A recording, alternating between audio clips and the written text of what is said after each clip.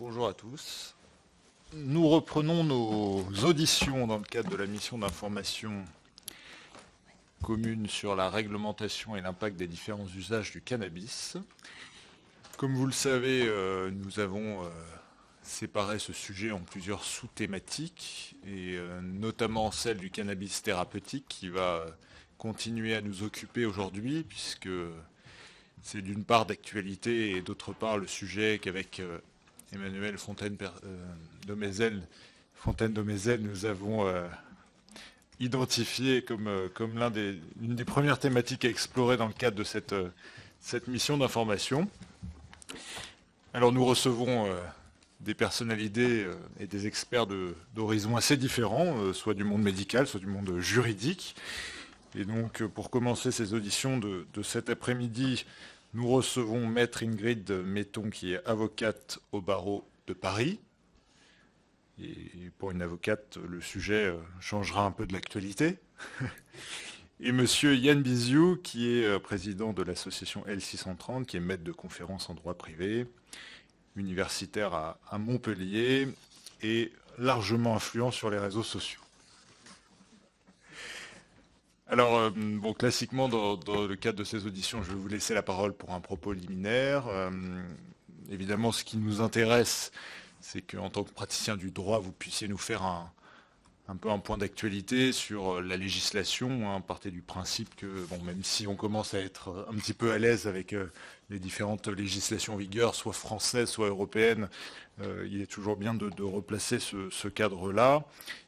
Et puis comme nous sommes plus spécifiquement dans le cadre du cycle d'audition sur le cannabis thérapeutique, peut-être nous dire un mot, parce que je suppose que vous le regardez de près, de ce que vous observez, de ce que vous pensez de l'expérimentation actuelle menée sous l'égide de l'Agence nationale de la sécurité du médicament. Voilà. Madame la rapporteure thématique, est-ce que vous voulez dire un petit mot avant que nous procédions aux propos liminaires? Après, pour les questions. Madame la rapporteure thématique se réserve pour les questions et je vous conseille de vous y réserver vous aussi. Voilà. Je vous en prie, maître, si vous le souhaitez. Bonjour. Donc je suis Ingrid Metton, je suis avocate au barreau de Paris et je dirais que depuis le début que j'exerce cette merveilleuse profession, je représente des personnes malades atteintes de pathologies très lourdes qui sont poursuivies par la justice en France pour usage de cannabis. Alors, à titre liminaire, quel regard je porte sur cette expérimentation? Et évidemment, pour moi, j'ai l'impression qu'on a fait un saut dans le temps. Pendant des années et des années, on était bloqués. Vraiment, mais la situation était bloquée du fait d'une perception très très binaire sur le cannabis. Cannabis égale stupéfiant, égale drogue, égale délinquant. Point. Et en quelques mois, j'ai l'impression que vraiment, la vision qui est portée sur cette plante change radicalement et cette expérimentation n'y est pas pour rien, bien au contraire. Après, il est vrai qu'il y a quelques éléments où je m'interroge encore comment les choses vont se passer. Déjà, comment sélectionner les patients, parce que voilà, moi, toutes les personnes que j'ai représentées sont atteintes de pathologies extrêmement lourdes. Nous savons tous qu'il y a des milliers, des dizaines de milliers de personnes atteintes de pathologies très lourdes. Comment déterminer qui peut y rentrer et surtout qui n'aura pas accès à ce nouveau traitement qui est très très prometteur durant les 2 prochaines années. Aussi, je me permettrais d'émettre une réserve sur les pathologies qui ont été très très limitées et notamment sur certaines d'entre elles qui sont pourtant des pathologies dont sont atteintes certaines personnes que vous avez pu auditionner ici en tant que patients experts. Donc c'est-à-dire il y a des personnes qui sont considérées comme experts sur la question du cannabis thérapeutique, qui sont entendues par vous et pourtant les pathologies dont elles sont atteintes ne sont pas dans cette expérimentation. Un petit retour d'expérience donc rapidement sur ce qui se passe en France et notamment quelle est la situation des patients qui peuvent être poursuivis. Toute personne qui est interpellée avec du cannabis peut être poursuivie pour une série d'infractions. Alors il y a tout d'abord l'usage, évidemment, et je dirais que c'est le cadet de nos soucis. C'est une infraction qui est réprimée par le Code de la santé publique et les personnes encourent 1 an d'emprisonnement. Alors, c'est pas très lourd, il n'y a pas de prison ferme prononcée, mais il reste qu'un an de prison, c'est quand même une sacrée épée de Damoclès au-dessus de la tête de ces malades.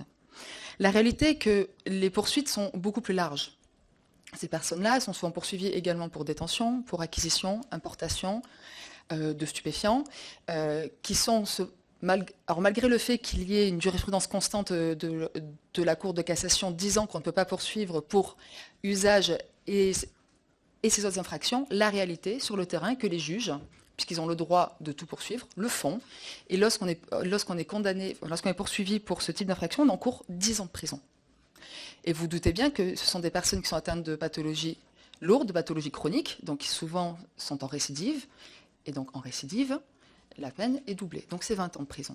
Et j'ai même des cas de personnes qui ont donc produit leur propre cannabis, parce que ne souhaitant pas aller alimenter tout le marché noir et la criminalité, qui, n'ayant pas les moyens aussi de se fournir de façon illégale, ont pu planter leurs propres plantes, et lorsqu'on est poursuivi pour production de cannabis, on encourt 20 ans de prison, et en récidive, la perpétuité. Donc théoriquement, en France, des personnes malades qui n'ont pas d'autre choix que de planter chez elles peuvent encourir la perpétuité. Et ce que je vous dis, ce n'est pas un cas théorique, puisque j'ai à mon cabinet un de mes clients dont c'est le cas actuellement. Vous avez un autre sujet que vous voudrez traiter, mais je crois que le professeur Biziou en parlera plus largement, donc je le laisserai l'évoquer. C'est la question, que va-t-il se passer avec les patients qui vont être dans votre expérimentation et la conduite?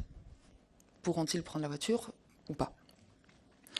Ce qu'il faut comprendre, c'est que, outre ces peines très lourdes, qui sont en réalité rarement appliquées comme telles, moi je n'ai pas un client qui est parti en prison, pas un seul, mais il faut comprendre que toute la procédure qui la précède est extrêmement lourde. Ces personnes-là sont placées en garde à vue, il y a des perquisitions qui sont faites chez eux, des perquisitions qui sont faites chez leurs proches, et les acteurs de la chaîne pénale, c'est-à-dire je pense aux officiers de police judiciaire, aux gendarmes, aux magistrats, ne sont absolument pas formés et sensibilisés au sujet. Au contraire, ils sont formés à mettre en place une politique répressive très très forte envers les stupéfiants. Ce qui veut dire, par exemple, et j'en parle de façon libre parce que mon client m'a autorisé à en parler, un de mes clients qui est atteint du VIH depuis 30 ans a été interpellé à plusieurs reprises, je crois qu'il l'a évoqué, a été interpellé une première fois, garde à vue de 24 heures, c'est le délai légal, prolongation, un motif illégal, c'est chercher l'origine de sa séropositivité. Malgré le fait qu'il était atteint de vomissements au bout de 2-3 heures de garde à vue, il a demandé à voir un médecin, les médecins qui ne sont pas du tout formés, a considéré que son état de santé était compatible avec la continuation de la garde à vue. Il a perdu 15 kilos. Pour une personne qui est atteinte d'une pathologie de ce type, c'est gravissime, et je vous le dis sincèrement, nous avons tous cru qu'il allait mourir. Tout ça pourquoi? Pour qu'au final, il soit dispensé de peine. Alors qu'est-ce que ça veut dire? Ça veut dire que les personnes, elles sont poursuivies, elles sont parfois condamnées, donc elles ont, elles ont un casier judiciaire, une peine de prison avec sursis. Ce qu'on arrive à obtenir de mieux pour l'instant, ce qu'on appelle les dispenses de peine. Qu'est-ce que c'est? C'est-à-dire que les juges considèrent que, certes, la loi française a été violée, mais que la personne ne porte pas atteinte à la sécurité et est reclassée, comme on dit, et que donc il n'est pas besoin de lui mettre une peine. Il faut savoir que les dispenses de peine, ça apparaît sur le casier judiciaire. Bon. Vous aurez, avec cette expérimentation, une multiplication de cas de personnes qui seront interpellées. Parce que je peux vous dire que je suis avocat, donc je ne suis pas médecin, mais mon nom est associé au cannabis thérapeutique, et je reçois tous les jours des appels à mon cabinet de personnes qui me demandent comment y avoir accès. Donc je peux vous dire, il va y avoir des gens qui maintenant savent qu'il y a des effets bénéfiques, et qui donc vont se soigner au cannabis et vont décider de ne pas respecter la loi. Donc vous avez un véritable sujet, et il conviendrait, je pense, durant cette expérimentation, de mettre en place des mesures pour prévenir les poursuites. Alors, il y a plusieurs choses possibles. Et le professeur Biziou vous a produit donc une proposition assez détaillée. On peut envisager d'abord une circulaire où vous demandez aux officiers de police judiciaire et aux magistrats de ne pas poursuivre des personnes qui sont atteintes de pathologies qui rentrent dans l'expérimentation de la NSM, ce qui vous laisse quand même le problème de toutes les autres pathologies qui n'y sont pas. Qu'est-ce qu'on fait avec une personne, par exemple, qui est atteinte du VIH, qui soulage les effets négatifs de la trithérapie avec le cannabis et qui sera interpellée? Ou vous pouvez peut-être envisager, je ne sais pas, une dépénalisation de l'usage des personnes qui sont en tête de pathologies lourdes. Et peut-être élargir pour ce sujet-là les pathologies visées et aller plus loin que les 5 pathologies qui sont comprises dans l'expérimentation. Il y a aussi une autre mesure qui me paraît indispensable à être mise en place, c'est évidemment la formation de tous les acteurs de la chaîne pénale. Les magistrats, les policiers, les gendarmes, etc. doivent être sensibilisés à la question. Et vite. Et ça sera facile, par exemple, pour les magistrats, vous avez une seule école en France. Donc ça sera facile de les atteindre. D'autres risques, et je passerai un petit peu plus vite, ce sont les proches. Parce que souvent, ce sont les proches qui vont acquérir le cannabis pour les membres de leur famille. Alors, parfois, ce sont des enfants. Moi, j'avais eu le cas d'une personne qui était atteinte, qui était tétraplégique. Ben, c'était son conjoint qui faisait ça pour elle. Bon. Il a été condamné à 500 € d'amende parce qu'il a accepté une CRPC, comparution sur reconnaissance préalable de culpabilité, parce qu'il avait peur d'aller au procès. Donc il a accepté, il a eu une amende et un casier judiciaire pour cela. Et vous avez un autre risque qui va se présenter à vous, puisqu'avec l'expérimentation, l'État français reconnaît que le cannabis a des effets qui n'existent pas dans d'autres médicaments. Et donc, vous avez aussi un risque judiciaire pour l'État français en tant que tel. Parce que ne pas permettre un accès assez large ou continuer à poursuivre des personnes malades, vous allez vous heurter à de nombreux engagements internationaux de la France qui consacrent le droit à la santé. Rien que la Convention universelle des droits de l'homme le consacre à son article 25. Vous avez l'article 8 de la Convention européenne des droits de l'homme. Bref, vous avez un véritable sujet juridique. Enfin, pour terminer, je souhaiterais dire un mot sur les systèmes compassionnels. Parce que ce soit durant l'expérimentation ou après, il y a une impossibilité, je pense, totale de prévoir toutes les pathologies qui peuvent être soulagées par le cannabis thérapeutique. Parce que tout n'est pas étudié, parce que le sujet est encore à explorer très très largement, parce qu'il y a des personnes qui sont dans des impasses thérapeutiques lourdes, et que donc il y a un système, par exemple le système allemand qui a été présenté de façon très très précise lors des auditions à la NSM, qui permet, si je ne me trompe pas, avec 2 attestations médicales de médecins différents, pour certaines personnes qui sont dans des impasses thérapeutiques, d'avoir accès quand même au cannabis thérapeutique, même si elles ne sont pas atteintes d'une pathologie prélistée. Je vous remercie.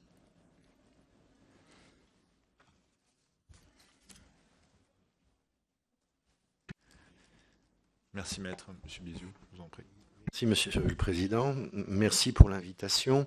Alors, on va peut-être passer tout de suite à la diapo 2 parce que j'en ai pas fait beaucoup. J'ai fait quelques diapositives pour essayer de poser un petit peu les choses.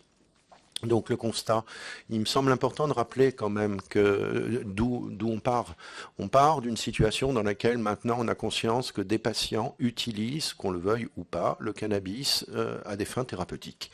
Et pour l'instant, au mieux, ils n'ont aucun accompagnement médical dans ce processus. Au pire, ils se heurtent à des poursuites et donc à un accompagnement policier et judiciaire qui n'est pas vraiment très adapté s'agissant de problématiques de santé. Donc l'enjeu du cannabis thérapeutique, c'est d'abord un enjeu politique de santé publique, c'est d'essayer de savoir comment on peut faire pour accompagner des gens qui consomment du cannabis dans une finalité thérapeutique sans risque pénal pour eux. De ce point de vue, très favorable à l'expérimentation, dont il a été rappelé récemment, et c'est intéressant, que son objectif n'est pas de démontrer l'intérêt du cannabis pour certains traitements, mais d'essayer d'apprécier la faisabilité des politiques publiques. Comment on fait techniquement ? Comment techniquement on va pouvoir aborder cette question de la distribution thérapeutique du cannabis. Et de ce point de vue, moi j'ai noté donc 3 points d'alerte ou d'attention.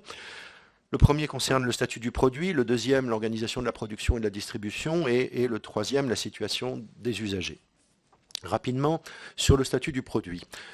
Vous avez, dans de précédentes auditions, eu des médecins qui ont fait remarquer que la notion de médicament est peu compatible avec le cannabis thérapeutique, et c'est vrai.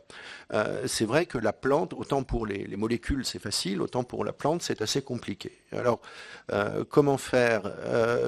Il me semble difficile de toucher à la définition du médicament, qui me paraît une définition très stable, très pertinente. Moi, ma suggestion, c'était plutôt d'aller vers une définition spécifique. Alors le Danemark a été assez pragmatique, hein, donc au Danemark, ils ont défini le cannabis thérapeutique comme étant le cannabis thérapeutique. Au moins comme ça, ils ne sont pas embêtés.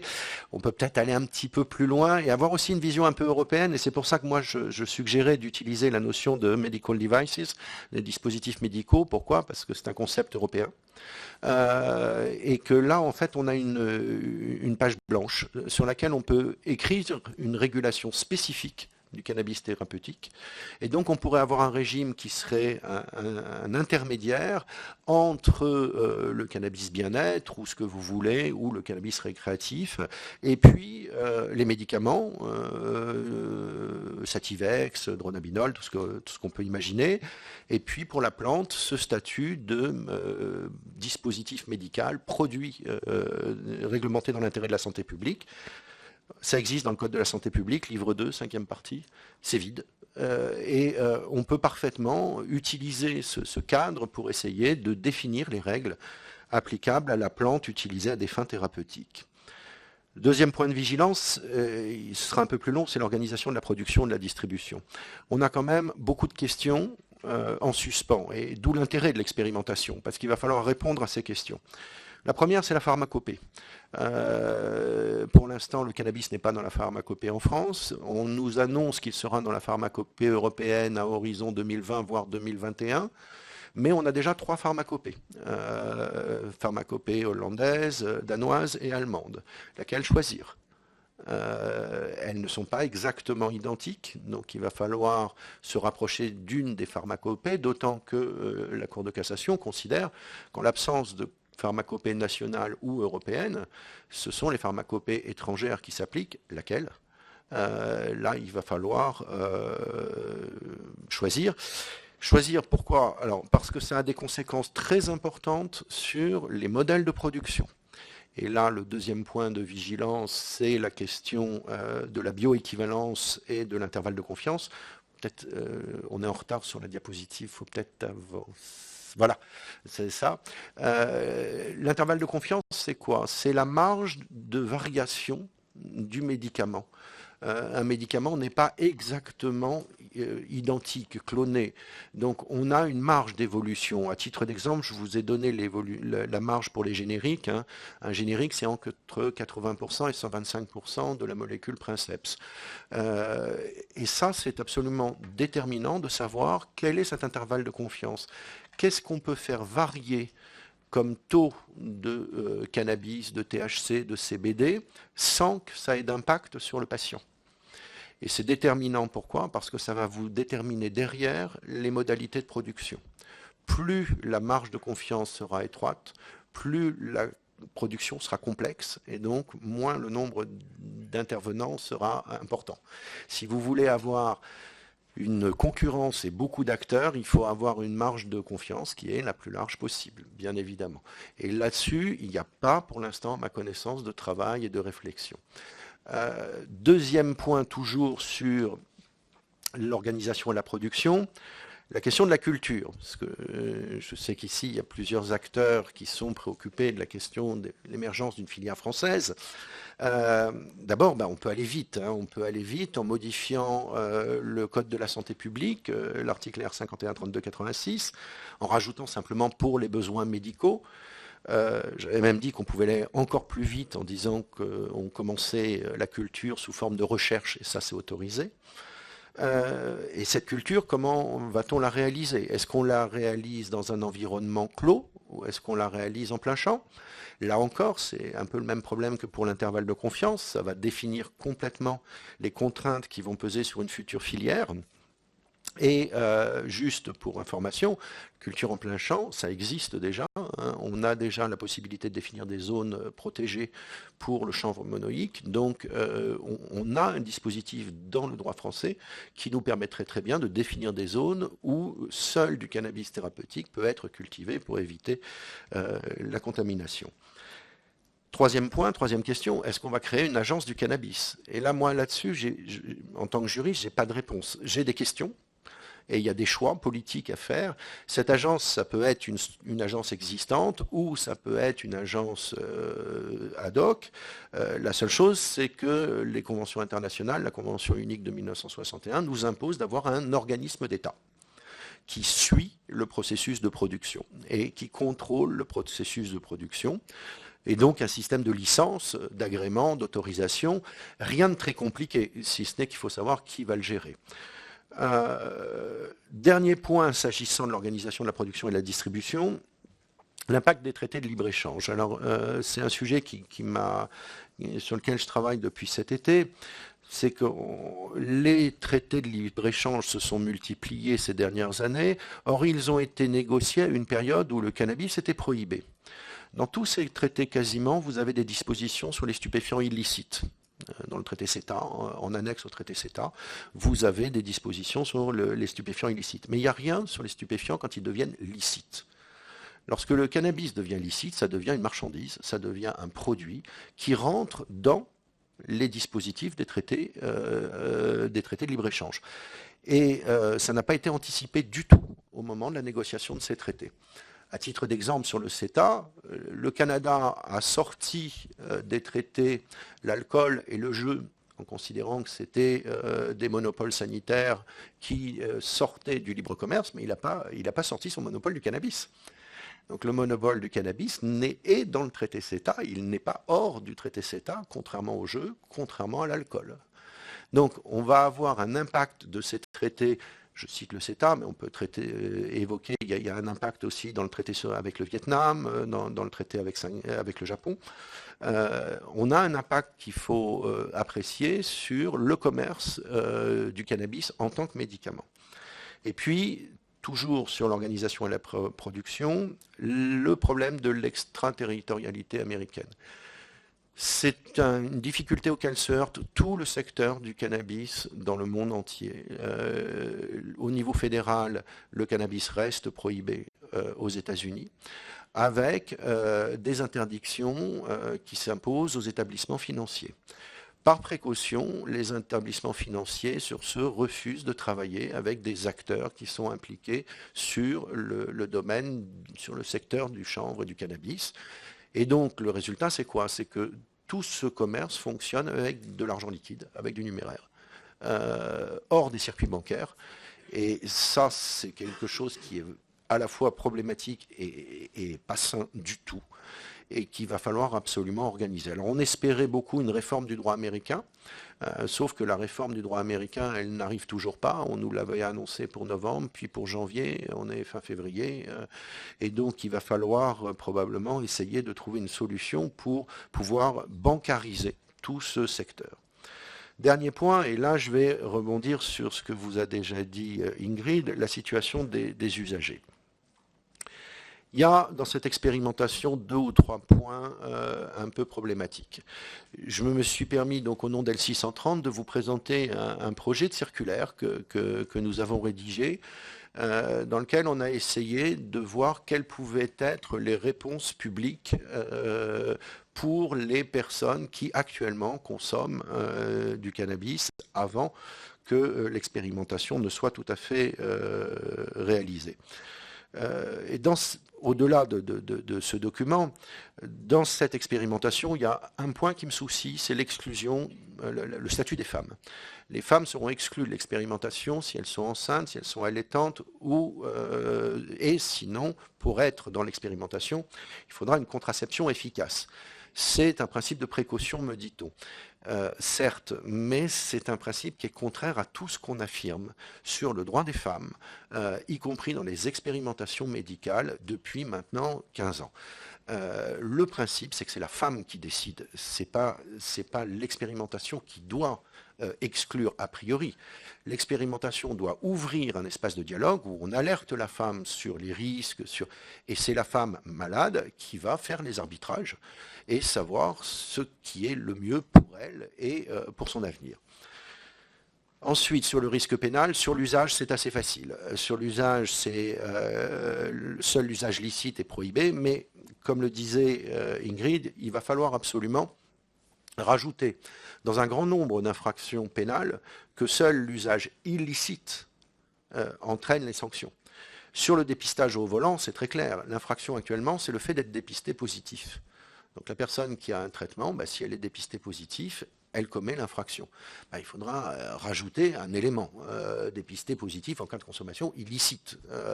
Il va falloir absolument, d'une façon ou d'une autre, sinon on va exclure complètement et marginaliser complètement les patients qui vont être traités par le cannabis. Il faudra aussi définir un cadre pour l'activité professionnelle. De la même façon, on a une généralisation des dépistages en entreprise. Il faut que, comme pour d'autres médicaments, la SNCF l'a fait, je cite toujours en exemple la SNCF qui a fait un travail remarquable sur la consommation d'alcool, la consommation de médicaments, la consommation de stupéfiants, les risques associés, la prévention. Il va falloir inclure le cannabis dans cette réflexion. Pour conclure, une chose ressort d'à peu près tous les échanges qu'on a ces derniers mois, c'est l'enjeu de la formation. Formation, alors au nom d'L630, on a fait 8 propositions, mais j'en ai retenu 3. La formation va être au cœur du dispositif. Si on veut que ça fonctionne, il faut que les gens soient formés, il faut que les acteurs de santé adhèrent au dispositif. Et ça passe par la formation. Ça veut dire que la formation, elle doit être ouverte aux équipes, mais aussi ouverte aux patients. Et ça veut dire que cette formation, elle doit être conçue comme une ressource, pas une contrainte pour les acteurs de santé. Et la suggestion que l'on peut faire, c'est de prévoir ce qu'envisage la NSM, c'est une formation très courte, comme ça se fait dans le monde entier, 2 heures, 3 heures. Et cette formation courte, initiale, il faut à mon avis pouvoir proposer en complément une formation beaucoup plus approfondie sur la durée, pour les équipes médicales qui le souhaitent, pour les acteurs de santé qui le souhaitent. Et je suggère ici qu'on utilise le dispositif du développement professionnel continu pour les médecins au moins, qui leur permet de financer ce type de formation. Voilà, je vous remercie.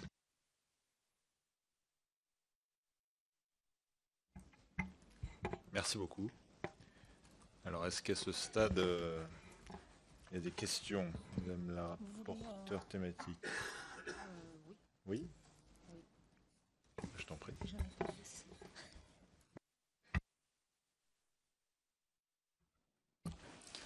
Merci beaucoup. J'avais, comme à l'accoutumée, tout un tas de questions, mais auxquelles vous avez répondu. Donc, j'ai très peu de questions à vous poser.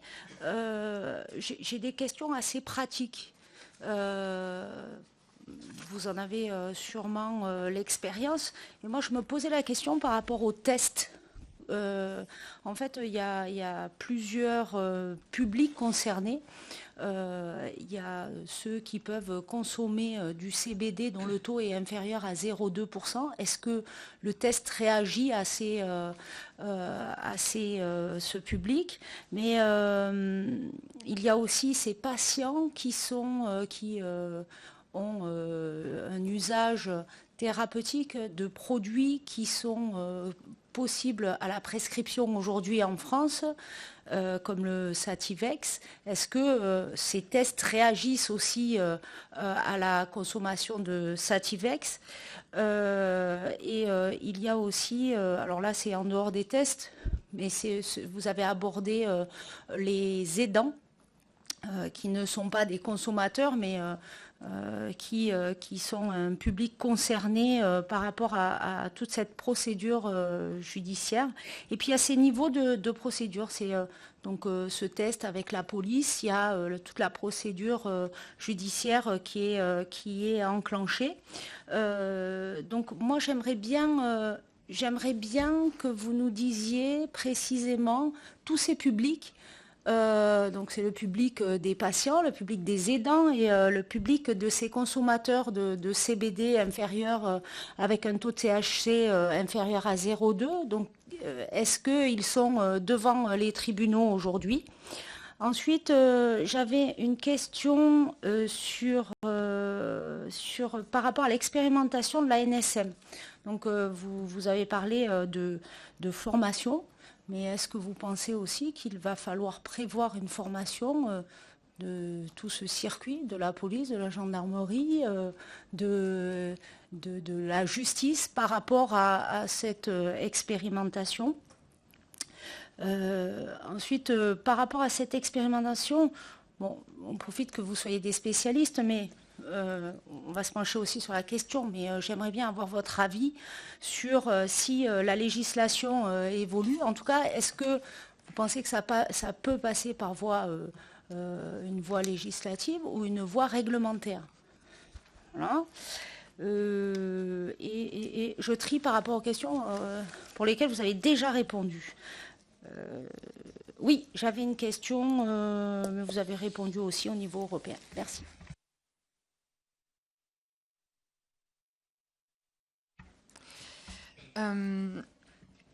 Alors, concernant les personnes qui consomment, alors toute personne qui consomme du cannabis, même avec un taux de THC extrêmement faible, pour le moment, ressort positive au test. Alors, concernant les consommateurs de CBD à moins de 0,2%, on n'a peut-être pas exactement la même lecture. Jusqu'à aujourd'hui, ce n'est pas reconnu comme légal en France. C'est qu'il y a des juridictions qui considèrent que c'est légal, des juridictions qui considèrent que c'est illégal. Malheureusement, c'est encore un gros point d'interrogation. Et c'est un risque qui pèse sur les justiciables qui est énorme, parce que quand il y a un point d'interrogation, c'est un petit peu chacun applique comme il veut. Et en effet, en France, je peux vous dire que chacun applique comme il veut. Qu'il y a certains procureurs qui poursuivent, certains qui ne poursuivent pas, d'autres qui vont jusqu'à saisir des juges d'instruction.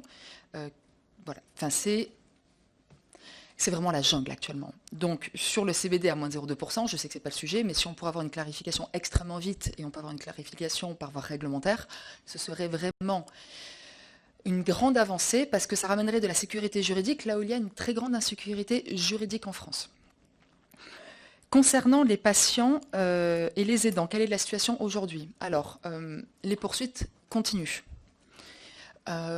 Moi, je pensais que les choses iraient mieux, et en réalité, pas toujours. Bon, à ce stade maintenant, lorsqu'on envoie au procureur, parce que ce sont souvent des poursuites qui passent par les procureurs, lorsqu'on envoie au procureur toute une documentation assez élargie qui concerne tant les effets du cannabis que le dossier médical de la personne poursuivie, etc., en général, on s'en sort avec un classement sans suite ou un rappel à la loi. Mais ça, il faut que la personne qui est poursuivie se dise qu'elle peut avoir droit à un avocat. Souvent, ces personnes sont des personnes qui sont dans des situations de précarité extrêmement graves, ce qui fait qu'elles pensent qu'elles n'ont pas droit à un avocat. Je vous le dis très sincèrement, moi m'appelle en me disant « je pensais que je n'avais pas droit à un avocat ». Ou qui ont accès à des avocats qui malheureusement ne sont pas formés à la question. Donc quand on parle de la formation, peut-être aussi même aller former les avocats. Et finalement, il y a encore des personnes qui peuvent être condamnées. Voilà, encore aujourd'hui. Et j'ai une affaire qui arrive à l'audience du 2 avril, par exemple. Voilà, une personne atteinte d'une sclérose en plaques qui conduisait, qui n'avait pas consommé depuis, je crois, 24 heures, mais qui quand même, le test est sorti positif. Audience le 2 avril. Je vous dirai ce qui va se passer et ce qu'il en est. Pour les aidants, les poursuites continuent également. Il faut comprendre, par exemple, les aidants qui sont les parents. Je veux dire, il y a quand même des enfants, notamment les enfants épileptiques. Il faut comprendre quand même, et la situation gravissime lorsqu'on est parent. Moi, je pense que moi, la première, j'irai enfreindre la loi lorsque je sais que mon enfant est dans un état extrêmement grave et que tout ce qui peut l'aider, c'est une molécule auquel on n'a pas accès en France. Nous ferions tous, je pense, la même chose. Et les poursuites continuent. Alors oui, les magistrats peuvent être de plus en plus compréhensifs. Mais il faut vraiment comprendre que les magistrats sont formés à mener en place une politique répressive extrêmement lourde en matière de stupéfiants. Ils sont formés à ça. Cannabis égale stupéfiant. D'ailleurs, la loi française ne parle que de cannabis. En droit européen, on distingue le cannabis et le chanvre. On parle de chanvre. Droit français, que cannabis. Le cannabis, il y a une association d'idées qui est purement cognitive, égale stupéfiant, égale délinquant. Ça change. Je trouve qu'on a fait un bond énorme, mais il y a encore cette association d'idées contre laquelle on doit se battre. Il faut aussi comprendre que même lorsqu'il y a un rappel à la loi, le sentiment des personnes malades est un sentiment d'injustice fort. Moi, j'ai un client qui me dit « je veux refuser le rappel à la loi. Je ne vois pas pourquoi on me rappelle à la loi française. La loi française me donne le droit à la santé, me donne le droit d'avoir accès aux médicaments qui soignent ma pathologie, qui me permettent de vivre de façon correcte. » Bon, la réalité, c'est que les procureurs considèrent que le cannabis égale stupéfiant, donc rappel à la loi.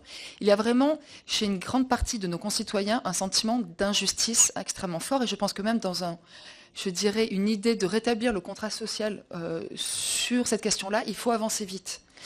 Alors, par voie législative et réglementaire, je n'ai pas trop compris sur quel sujet exactement vous nous posez la question. Si c'est par rapport aux textes répressifs eux-mêmes, ce sont des textes légaux. Donc c'est la loi. Mais par exemple, il peut y avoir une circulaire peut être prise qui donne une orientation sur la politique pénale à mettre en œuvre. Alors c'est pas un changement de la loi, parce que ça prend du temps, mais on peut aller extrêmement vite par rapport à ça. Et si aussi un dernier élément qui peut peut-être être rajouté ou dans la circulaire, où on peut réfléchir comment le faire un petit peu émerger, c'est ce concept d'état de nécessité. Alors ça, ça s'appelle une cause d'irresponsabilité pénale. Comment est-ce que ça a été inventé ? C'est une femme qui avait volé du pain pour nourrir son enfant, je crois, au XIXe siècle. Et le juge en charge de son affaire a dit qu'elle n'était pas responsable pénalement parce qu'elle avait fait ça pour sa propre survie et celle de son enfant. L'état de nécessité en France, il a été reconnu qu'une seule fois dans le cadre de consommation thérapeutique du cannabis. Sinon, on ne le reconnaît jamais. Quels sont les critères ? Il faut un danger actuel et imminent et une réaction qui est nécessaire et proportionnée. Et par exemple, encore une fois, moi, dans un cas extrêmement grave, on m'a répondu que l'arrêt du cannabis thérapeutique n'allait pas entraîner une mort immédiate de mon client et que donc le risque n'était pas imminent. En gros, la mort serait douce et lente et que donc il n'y avait pas d'état de nécessité. Alors peut-être que si ça devait être une circulaire, on pourrait rappeler aux magistrats de France que ce concept existe, qu'il existe dans notre droit pénal depuis bien longtemps et qu'on pourrait peut-être l'appliquer aux personnes atteintes de pathologies lourdes qui se soignent depuis bien longtemps au cannabis thérapeutique. Oui, pour compléter. La suggestion qu'on vous fait, c'est la suggestion de la voie de circulaire. Elle n'empêche pas de toute façon les modifications réglementaires et législatives. Et en fait, c'est une cascade d'actes, de textes et de dispositions qu'il faut prendre. Quand je vous dis qu'il faut modifier et adapter le droit en rajoutant illicite, la plupart du temps, ce sont des infractions et des délits. Donc ça, c'est le législateur. Ensuite, pour d'autres dispositions, ça va être réglementaire. Sur la culture, par exemple, là, on est dans le domaine du règlement, R51 32 86. La circulaire, c'est répondre à une urgence. Répondre à une urgence en soulevant une contradiction. Le législateur a approuvé dans le cadre de la loi de financement de la sécurité sociale le principe de l'utilisation thérapeutique du cannabis, à charge de l'organiser, à charge pour l'État de l'organiser. Et dans ce cadre-là, on peut se poser légitimement la question de la nécessité des peines. C'est-à-dire que des DHC, la peine doit être, déclaration des droits de l'homme et du citoyen, la peine doit être strictement et évidemment nécessaire. La peine est-elle encore strictement et évidemment nécessaire en matière pour les patients qui consomment du cannabis, dès lors que l'État lui-même reconnaît, le législateur reconnaît l'intérêt de la démarche. Et la circulaire a le mérite d'une réponse instantanée. C'est-à-dire que vous allez donner un cadre, à ce moment-là, les ministres vont donner un cadre aux différents acteurs de la politique publique, que ce soit justice, intérieur, santé, en leur disant comment procéder avec les patients et avec les aidants. Et la question des aidants, c'est une question sur laquelle on a beaucoup échangé à l'intérieur de L630 parce que c'est eux qui ont le plus de risques. L'usager, la Cour de cassation nous dit de jurisprudence constante que lorsque l'usager détient, transporte, importe des stupéfiants, il doit être considéré comme un usager. même si la police ne l'applique pas, cette règle, l'usager peut l'invoquer. Et dans le cas d'impatience, ça peut fonctionner assez bien. Donc, le risque est limité. Par contre, pour les aidants, ils ne consomment pas, les aidants. Donc, les parents qui vont aller acheter du cannabis pour leur enfant, là, eux, c'est du trafic pur. Et ce type de sanction paraît totalement disproportionné et inadapté à la situation de parents qui vont s'occuper des enfants. Donc la suggestion que nous on fait, c'est de renvoyer à plusieurs textes. Premier texte auquel on peut renvoyer, c'est l'alerte qu'a fait l'Agence nationale du médicament, la NSM, qui a alerté sur les risques que pouvait comporter l'achat sur Internet de certains produits pour les parents qui ont des enfants qui souffrent de certaines pathologies. Donc il nous paraît évident que si un parent est interpellé, mettre le parent en contact avec les médecins et les équipes qui vont être dans l'expérimentation, ça pourrait être quelque chose de positif, d'intéressant, beaucoup plus qu'une poursuite pénale. L'autre texte qui me paraît important et qu'on peut mobiliser, c'est la loi de 2011 sur la garde à vue, avec une circulaire de 2011 sur la garde à vue, qui rappelle quand même que la garde à vue doit être exceptionnelle. Et je pense que pour des patients, la garde à vue, sauf s'il va s'échapper, ou enfin, les faits, les infractions en matière de stupéfiants, c'est ce qu'on appelle les infractions contrôle. C'est-à-dire que vous constatez l'infraction, et en même temps, vous avez l'interpellation. Donc il n'y a pas de problème d'enquête, il n'y a pas de problème de preuve, c'est une évidence. Soit vous ne constatez pas la consommation, soit vous la constatez et l'infraction est consommée. Donc pour moi, la garde à vue ne se justifie pas. Dans ce cadre-là, on a déjà un dispositif réglementaire, légal, des circulaires qui nous cadrent la garde à vue. Et je pense qu'on pourrait déjà aussi rappeler tout simplement ces dispositions qui permettraient d'éviter de placer les patients qui utilisent du cannabis en garde à vue, parce que c'est pas adapté ni à leur état, enfin ça n'a pas de sens d'un point de vue de politique pénale, tout simplement. Juste, je me permets de compléter en disant que la vague d'arrestation des gérants de magasins de CBD en France depuis 2018 a eu lieu suite à une circulaire. C'est-à-dire qu'il y a une circulaire du ministère de la Justice qui a demandé à tous les magistrats de France de poursuivre les gérants de magasins de CBD. Il y a certains magistrats qui ont décidé de ne pas l'appliquer, pour des raisons diverses et variées, mais la plupart l'ont appliqué. Ce qui veut dire que ça marche. Qu'il suffirait de prendre une circulaire en disant, voilà, les personnes atteintes de telle pathologie, les personnes qui se soignent au cannabis thérapeutique, on vous demande de ne pas les poursuivre. C'est simple, c'est efficace et ça a déjà marché dans un domaine que je qualifierais de connexe. Je vous remercie. J'ai différentes demandes de prise de parole de M. Mendes, de M. Delatte, de M. Brotherson. Alors, M. Mendes. Merci, Président. J'ai failli vous couper la parole parce que j'ai cru que vous alliez vous lancer dans un sujet et j'avais besoin de le compléter et d'avoir votre réponse surtout. Parce que j'ai lu je suis en train de relire en plus l'interview que vous aviez fait à Le Cannabis en 2018, où vous parlez justement de ce patient atteint du VIH et d'autres problématiques. Moi, j'aimerais savoir un peu quels sont le nombre d'affaires traitées à ce jour, depuis l'ouverture de ces débats. Parce qu'on parle d'une centaine dans certains endroits, dans d'autres endroits on nous dit que c'est beaucoup plus que ça. Ce qui est assez compliqué, parce que quand on parle de cannabis, voilà, le nombre d'affaires traitées pour des patients potentiels, ou pour le CBD, aussi de ce côté-là. Parce que je sais que vous regardez aussi sur le sujet des CBD shops.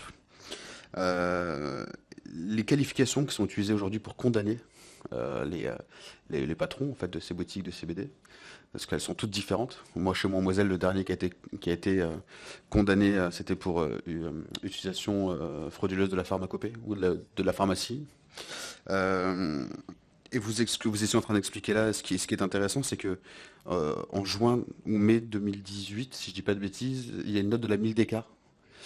C'est juin, voilà, qui a renforcé en fait la répression, on va dire, sur les boutiques de CBD, savoir un peu pour vous si cette note a une valeur juridique ou pas, parce que c'est une note de la Mildeca, c'est un peu compliqué, et que ça a posé un véritable débat, parce que jusqu'à maintenant, il y avait une tolérance sur la consommation des produits inférieurs à 0,2% de THC, et de la vente et de la distribution et la consommation.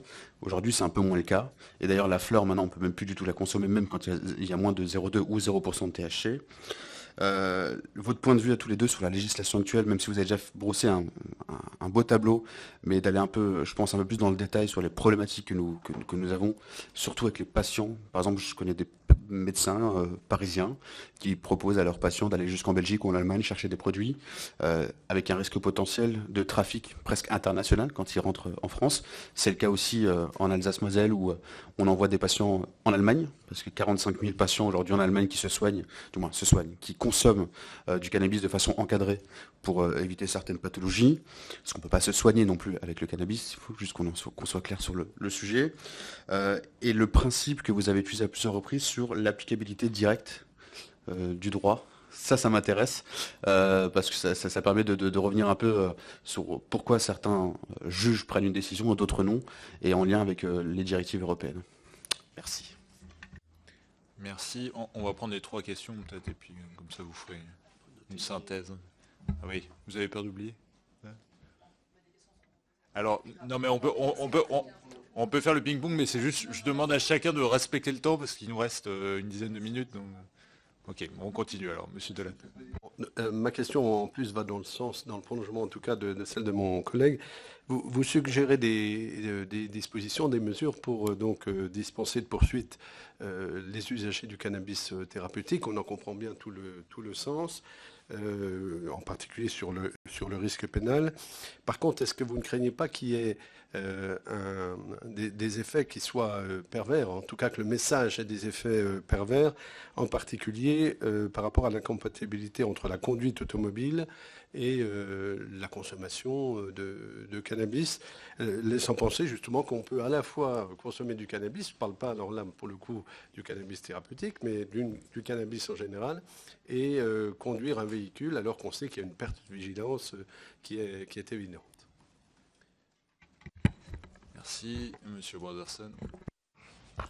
J'ai 2 questions rapides. La première, c'est quelle est selon vous la probabilité d'application de cette circulaire si jamais elle venait à être validée et diffusée? Parce qu'il n'y a pas d'obligation a priori de l'appliquer ou pas.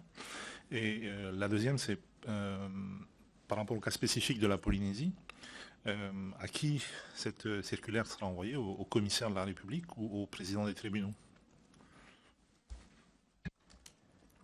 La mode est au sous-amendement, donc Ludovic Mendes veut sous-amender sa question.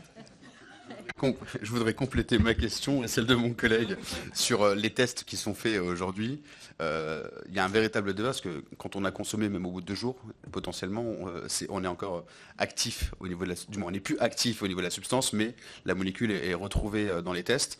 Est-ce que d'après vous, c'est un bon fonctionnement ou il faut qu'on puisse mettre en place ce qu'on pourrait appeler un système comme l'alcool avec grammes par litre de sang ou de pourcentage, je ne sais pas trop comment on peut dire avec le cannabis, sachant qu'aujourd'hui, quand on prend certains médicaments opiacés, le risque est très faible d'avoir une amende, alors qu'il est conseillé de ne pas rouler. Là, le débat se pose sur le cannabis, comme il se pose aussi sur l'alcool. Il n'y a rien à dire là-dessus, mais on sait très bien que quelqu'un qui a consommé dans les 24 ou 48 heures sans avoir consommé dans l'heure n'a plus les effets du produit, mais malgré tout est positif et a un risque important. Alors, c'est sûr que le produit est prohibé, on peut le comprendre, mais sur ces sujets-là, prenez quelqu'un qui a consommé simplement du CBD avec un taux de THC à moins de 0,2%, il est positif, alors qu'il n'a pas consommé de produits dits stupéfiants ou psychotropes.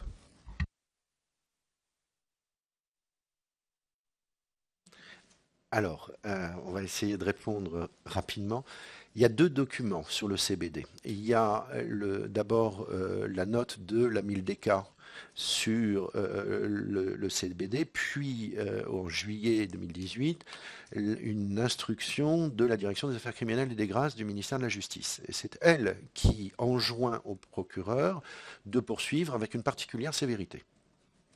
D'accord? Donc là, vous aviez une injonction claire qui a été donnée au procureur de la République.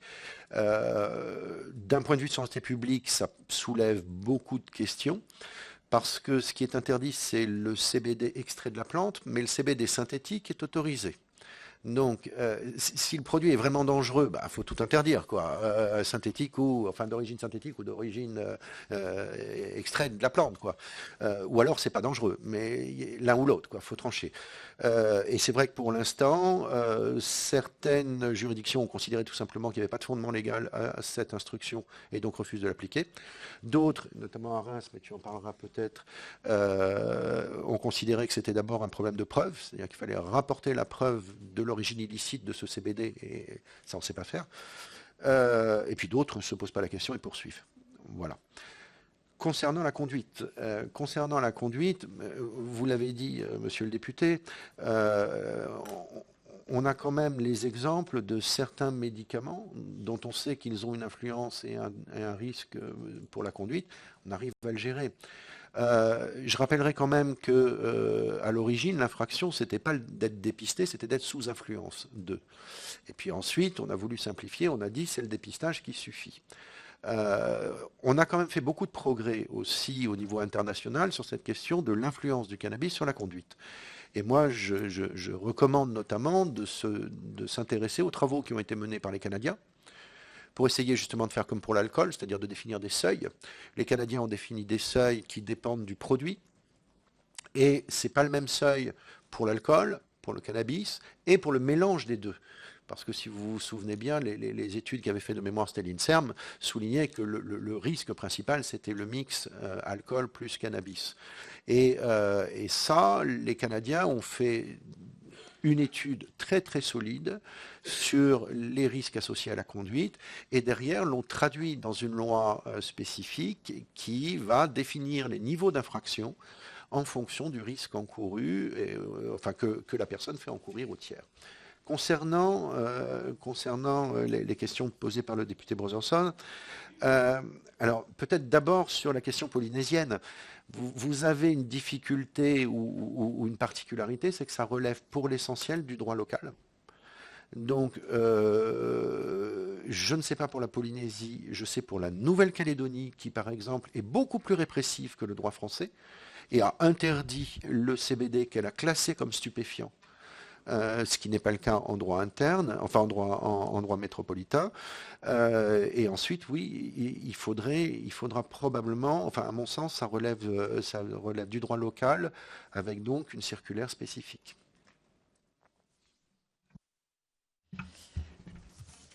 Quelques éléments donc pour compléter.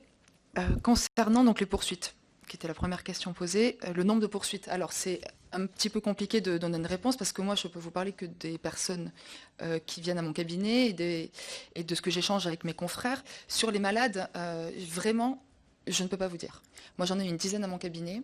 Je pense qu'il y en a beaucoup plus en France. Je pense surtout qu'il y a des personnes qui sont poursuivies pour usage de cannabis et qu'en fait elles le consomment à titre thérapeutique mais que parfois elles-mêmes ne le savent même pas. Qu'elles ne font pas le lien forcément. Donc pour les usagers, je n'ai sincèrement aucune idée. Je pense que ça reste minoritaire, je l'espère en réalité, mais j'ai envie de vous dire, une seule personne poursuivie est la personne de trop. Je parle toujours de ce cas, de cette personne atteinte du VIH, mais il faut comprendre à quel point pour un avocat, c'est traumatisant d'avoir son client qui sort de garde à vue, on le voit et on se dit, il va mourir. Pourquoi ? Pourquoi en réalité ? Pour rien. Parce que la France est complètement en retard. Voilà, c'est l'unique raison. Bon. Sur les CBD shops, alors là, on peut parler de centaines. Moi, je pense que mon cabinet, j'en ai déjà entre 40 et 50, au moins. Et quels sont les fondements des poursuites ? Ça varie énormément, ce qui montre à quel point ce n'est pas clair. Parce que si les choses étaient claires, il y aurait les mêmes poursuites partout. Alors, il y a d'abord les infractions au code pénal, donc tout ce qui est importation, exportation, offre-cession, acquisition, détention de produits stupéfiants. Il y a toutes les infractions douanières, puisque souvent les gérants de magasins de CBD vont s'approvisionner à l'étranger. Et il y a toutes les infractions à la législation sur les médicaments, donc pratique illégale de la profession de pharmacien notamment. Et il y a aussi la provocation à l'usage de stupéfiants, puisque pour beaucoup de magistrats, il suffit qu'il y ait une feuille de cannabis qui soit dessinée pour que ce soit de la provocation. Comme si le cannabis était uniquement un stupéfiant, mais la réalité est qu'en général, on condamne sur cet unique fondement. Donc c'est extrêmement disparate et vraiment ça varie en fonction du tribunal dans lequel on se trouve. Ce qui, encore une fois, je le rappelle, au niveau de la sécurité juridique de nos concitoyens est extrêmement inquiétant. Moi, pour être sincère, quand j'ai commencé à me spécialiser dans le domaine, je ne penserais pas que je devrais à chaque audience invoquer les principes fondamentaux de notre état de droit, qui est quand même la loi pénale doit être claire. Et si elle est appliquée différemment partout en France, c'est qu'elle n'est pas claire et donc en réalité elle ne devrait même pas être appliquée. Je ne comprends même pas comment à l'heure actuelle on puisse encore poursuivre des gérants de magasins de CBD. Il y a très peu de poursuites avec le caractère de trafic international. Pourquoi ? Parce que ça ferait passer dans une autre catégorie, il faudrait des assises spéciales. Donc ce qu'on voit souvent, c'est des instructions qui sont menées avec ou le caractère international ou parfois on rejoute même la bande organisée. Ce qui donne en fait au juge d'instruction la capacité d'instruire selon la procédure qui est criminelle, qui donne encore plus de pouvoir, qui peut permettre des détentions provisoires qui durent 4 ans par exemple, etc. Et ensuite, lorsqu'il renvoie devant le tribunal, il correctionnalise. Donc en fait, ils ne retiennent que les infractions qui sont correctionnelles. C'est-à-dire que durant toute l'enquête, en fait, le magistrat a des pouvoirs étendus et à la fin, il décide en fait que ces pouvoirs, mais finalement, il savait depuis le début, n'auraient pas dû s'appliquer à la situation. Sur les médecins. Alors, il y en a quelques-uns, il y en a de plus en plus, qui en effet conseillent. Il y en a, je vous le dis, qui prescrivent. Et qui, grâce aux ordonnances, en fait, alors j'ai cru comprendre qu'au niveau européen, on pouvait aller dans un pays européen avec une ordonnance française. Il y en a qui prescrivent et qui prennent le risque. Alors moi, je n'ai pas eu vent de poursuite. J'ai aussi compris que les médecins qui faisaient ça étaient syndiqués pour être protégés. Parce que pour leur militantisme, ils devaient être protégés. Voilà. Ce qui veut dire que quand même que pour exercer son serment, des médecins doivent mettre en place plein de mécanismes de protection, doivent calculer les choses et qu'ils ne peuvent pas librement exercer leur serment d'Hippocrate. Et sur l'applicabilité directe, alors, c'est pas si simple. On en reparlera, évidemment, moi je suis à votre disposition pour en parler. Si c'était si simple, le débat serait clos depuis bien longtemps. Il y a quand même en Europe un double principe, libre circulation des produits agricoles, donc en le chanvre et je dirais brut, ou sinon libre circulation des marchandises pour les produits transformés. Pour les produits agricoles, si on est dans le cadre de variétés non psychotropes qui sont listées, normalement tout va bien. Si on est sur la libre circulation des marchandises, donc des produits transformés, nous, ce qu'on fait valoir, c'est que la seule façon, comme ces marchandises sont commercialisées librement dans plusieurs pays européens, la seule façon pour la France d'interdire l'entrée sur le territoire français serait de démontrer une possible atteinte à la santé publique ou à l'ordre public. Sauf qu'actuellement, quand même, je rappelle, il y a plus d'1 an, le directeur de l'OMS a proposé de déclassifier tous les produits qui avaient un taux de THC inférieur à 0,2%. Lorsqu'à l'OMS, on nous dit que c'est pas dangereux, je ne sais pas comment l'État français va nous justifier que c'est pas dangereux. Donc voilà. C'est de façon très très résumée les arguments principaux que l'on fait valoir, parce que c'est pas si simple, il n'y a pas d'applicabilité directe, c'est pas le droit français, le droit européen, on se plie au droit européen. C'est beaucoup plus compliqué que ça. En France, actuellement, pour les gérants de magasins de CBD, il y a beaucoup de relax, donc sur plusieurs éléments. Il peut y avoir donc le défaut de preuve, ça c'est quand même extrêmement fréquent. Et ça, il faut comprendre, c'est quand même un camouflet infligé à l'autorité de poursuite lorsqu'un magistrat dit à un procureur « votre enquête est mal faite. Vous ne m'avez pas mis en mesure de pouvoir bien appréhender la situation, donc je ne peux pas condamner ». Il y a aussi très souvent le défaut d'éléments intentionnels. En gros, une personne qui ouvre un magasin dans une rue passante aux heures commerçantes habituelles, qui se fait de la pub sur Internet, etc., n'a pas le comportement de quelqu'un qui veut trafiquer du stupéfiant. Donc la personne n'a pas l'intention et ne sait pas que potentiellement elle pourrait être poursuivie pour trafic de stupéfiants. Et enfin, il y a quelques décisions très rares, moi je n'en connais que 3 en France, mais elles existent, d'application directe du droit européen, où là, des magistrats français ont considéré que le droit européen autorisait ce commerce et ont dit ils peuvent le faire, hein. Je décide d'appliquer directement le droit européen en droit français. Ce n'est pas une obligation, mais c'est une possibilité. Et il y a donc 3 tribunaux, à ma connaissance, en France, qui l'ont fait en première instance, dont une décision définitive à Bordeaux. Très très rapidement, puisque le professeur Biziou a répondu en large et en travers à des questions qui contenaient elles-mêmes les réponses. Qu'est-ce qu'on fait avec les personnes qui vont conduire ? Eh bien, on fait ce qu'on fait avec plein d'autres produits. On peut fixer des seuils. Est-ce que ça va faire un appel d'air ? Je ne le crois pas. Très très sincèrement, je crois justement que ce qui fait un appel d'air, c'est qu'on vit dans un système prohibitionniste qui ne se pose pas mais les bonnes questions. C'est là qu'on peut avoir des consommations à risque. C'est là qu'on court le plus de risques. Avec le cannabis est une plante complexe, il y a plein de variétés différentes, des psychotropes, des pas psychotropes, certaines peuvent avoir des effets dangereux chez les jeunes, d'autres non, certaines peuvent être thérapeutiques, d'autres non. Et je pense que c'est lorsqu'on aura fait un véritable état des lieux qu'on pourra vraiment éviter les plus grands risques. Et je pense sincèrement, moi j'ai fait partie de la génération qui avait de la prévention, qui était d'une inutilité totale au lycée. On venait nous voir en disant « fumer des cannabis, c'est pas bien parce que ça provoque des bad trips ». Je vous le dis sincèrement. Je pense que c'est comme ça qu'on met nos jeunes en danger. Voilà. Et je ne pense pas qu'il y ait un quelconque pays où on pourrait acter d'un appel d'air lorsqu'on a autorisé le cannabis thérapeutique. Et enfin, sur la probabilité que les magistrats appliquent la circulaire, alors moi je pense très forte, le jour où ils auront compris. Il faut comprendre que les magistrats, y compris même les agents de police, ils ont autre chose à faire. Moi, très fréquemment, lorsque j'arrive en garde à vue, on me dit, sincèrement, maître, on en a marre. Vous comprenez bien qu'en France, au niveau de la politique pénale, au niveau des enquêtes, etc., on a quand même autre chose à faire. Et qu'on leur a demandé de consacrer du temps et des effectifs sur des sujets inutiles. Donc ils en ont marre. Par contre, il faut leur expliquer pourquoi. Et avec une circulaire, avec quelques formations, je pense sincèrement qu'il y a une probabilité d'application très forte. Par contre, la circulaire, c'est pour aller très vite.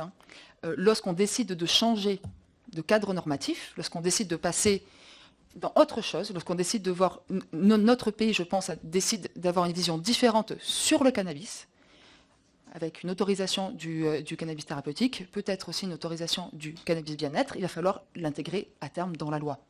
Voilà, il faudra qu'il y ait une loi, des lois, je ne sais pas, qui l'actent. Voilà. Mais il faut aller vite durant cette expérimentation et la circulaire est, à notre avis, la façon la plus rapide d'aller vite. Voilà. Je vous remercie. Merci beaucoup. Comme je suis gardien du temps, nous arrivons au terme de cette audition. Donc nous vous remercions beaucoup pour vos éclairages, vos interventions. Et je ne doute pas que vous resterez attentifs à l'ensemble de nos travaux. Donc à bientôt. Merci. Merci.